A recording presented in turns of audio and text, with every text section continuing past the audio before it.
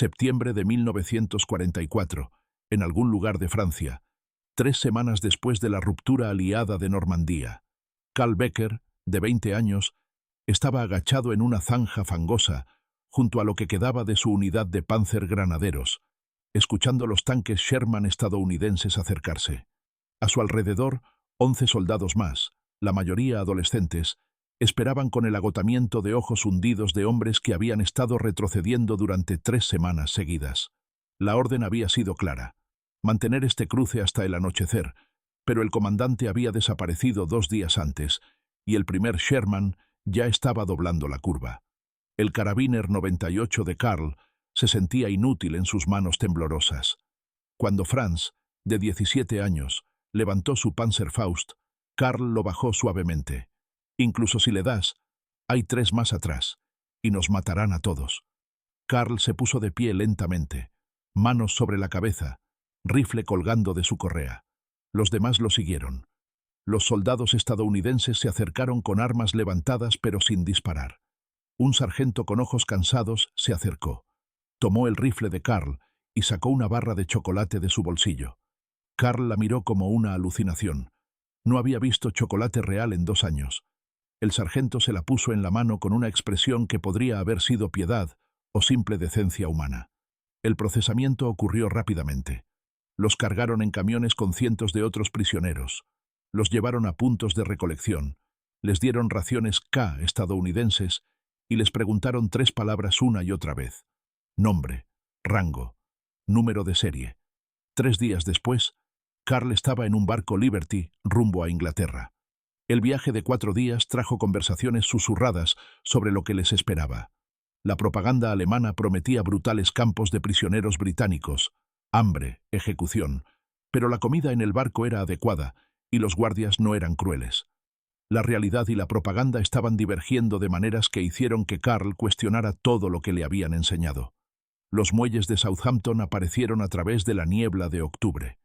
Karl bajó por la pasarela, piernas inestables, entornando los ojos ante una ciudad que había sido bombardeada, pero seguía funcionando. Los camiones los llevaron hacia el norte a través del campo inglés que parecía ilustraciones de libros de cuentos. Cabañas con techo de paja, iglesias de piedra, campos donde mujeres británicas conducían tractores. Cada kilómetro reforzaba la misma verdad incómoda: Alemania no estaba ganando esta guerra. El campo 187 estaba ubicado en las afueras de Ashwell, Hertfordshire. Cabañas de madera, alambre de púas, torres de vigilancia, pero también luces eléctricas, agua corriente, letrinas adecuadas. El mayor Thompson, el comandante, se dirigió a ellos en alemán cuidadoso durante su primera asamblea. Son prisioneros de guerra bajo protección de la Convención de Ginebra. Serán alimentados con las mismas raciones que los soldados británicos. Se les darán asignaciones de trabajo. No serán maltratados.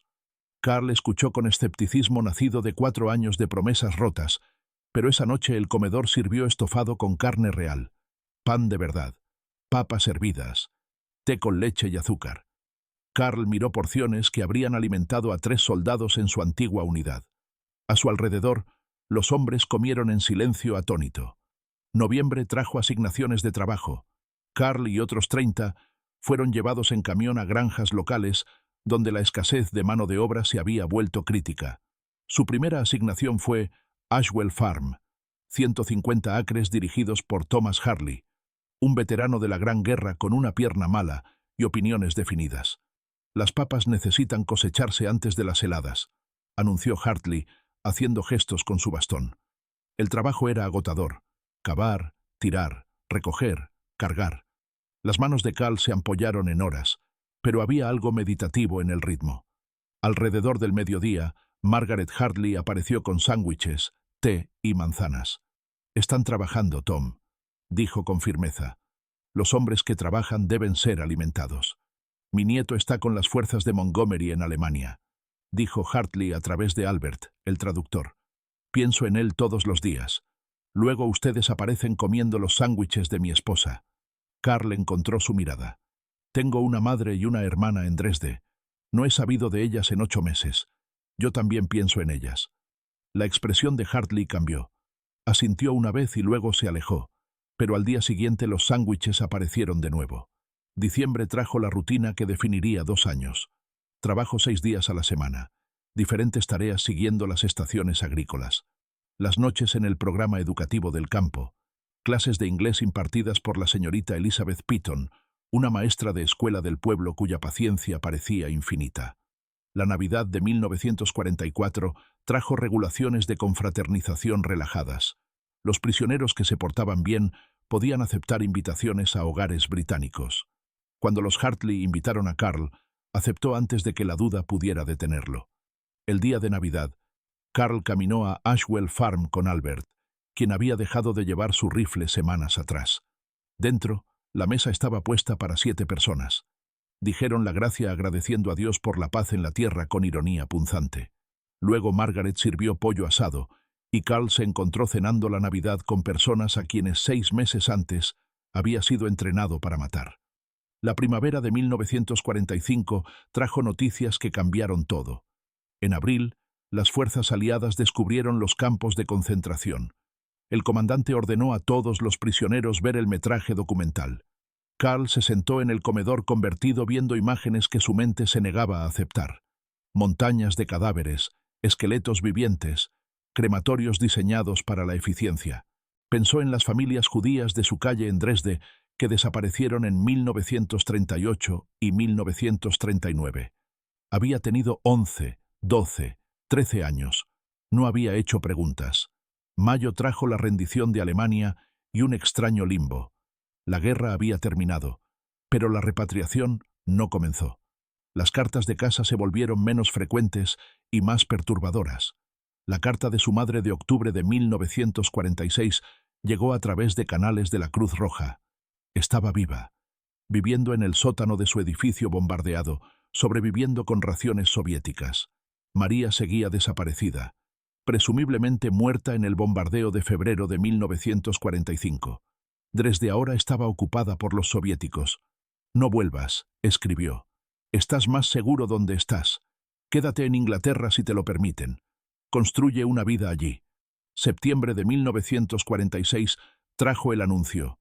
La repatriación comenzaría.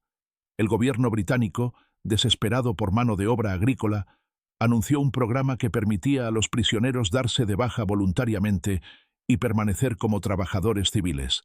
Alrededor de 30.000 aplicarían. Solo 25.000 serían aceptados. A la mañana siguiente, Hartley llamó a Carl a su oficina. «Eres un buen trabajador, Carl. Si solicitas quedarte, te patrocinaré. Empleo garantizado, vivienda en la cabaña junto al campo este, salarios justos». Carl escribió a su madre esa noche explicando la oferta. 3 semanas después, llegó su respuesta en papel tan delgado que podía ver a través de él. «Preguntas si puedo perdonarte por quedarte. Yo pregunto si puedes perdonarme por estar aliviada. Los soviéticos arrestaron a 3 jóvenes de nuestro edificio el mes pasado. Fueron enviados al este. Todas las noches agradezco a Dios que estés en Inglaterra. Quédate allí. Construye una vida. Eso es lo que una madre quiere. Vive, Carl. Eso es todo lo que quiero». Junio de 1947, Carl firmó papeles de alta en la oficina de Thompson, transformándose de prisionero a residente civil. Se mudó a la cabaña una semana después. «No puedes tener a mi gerente de granja viviendo como un monje», observó Hartley. «¿Gerente de granja? Conoces la agricultura mejor que mis últimos 3 gerentes. El trabajo es tuyo. 15 libras semanales». El año 1949 trajo cambios que definieron el futuro de Carl. La salud de Hartley estaba declinando. «Te estoy haciendo socio completo. 20% de propiedad». Ese mismo mes, Carl conoció a Sara en una reunión de la iglesia. Enseñaba en la escuela del pueblo. Tenía 26 años, con opiniones prácticas y sin paciencia para los prejuicios. «Juzgo a las personas por lo que hacen, no por de dónde son». Se casaron en junio de 1950. La década de 1950 trajo prosperidad. Carl y Sara tuvieron 2 hijos, Elizabeth en 1951 y Thomas en 1953. La madre de Carl murió en 1967 en Dresde, todavía en la zona soviética. Su nota final decía: «Nunca te volví a ver después de 1943, pero leí cada carta sobre tu nueva vida. Estoy tan orgullosa de en quién te convertiste. No un soldado siguiendo órdenes, sino un granjero construyendo algo bueno. Elegiste la vida sobre la lealtad a las ruinas. Eso requirió coraje. Sé feliz.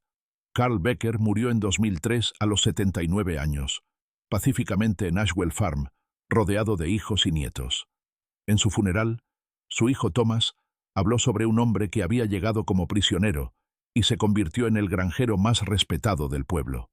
Mi padre me dijo una vez que algunas elecciones no tienen buenas opciones, solo opciones menos malas. Enseñó que puedes honrar el pasado sin estar atrapado por él, que puedes construir algo nuevo, sin traicionar lo que vino antes.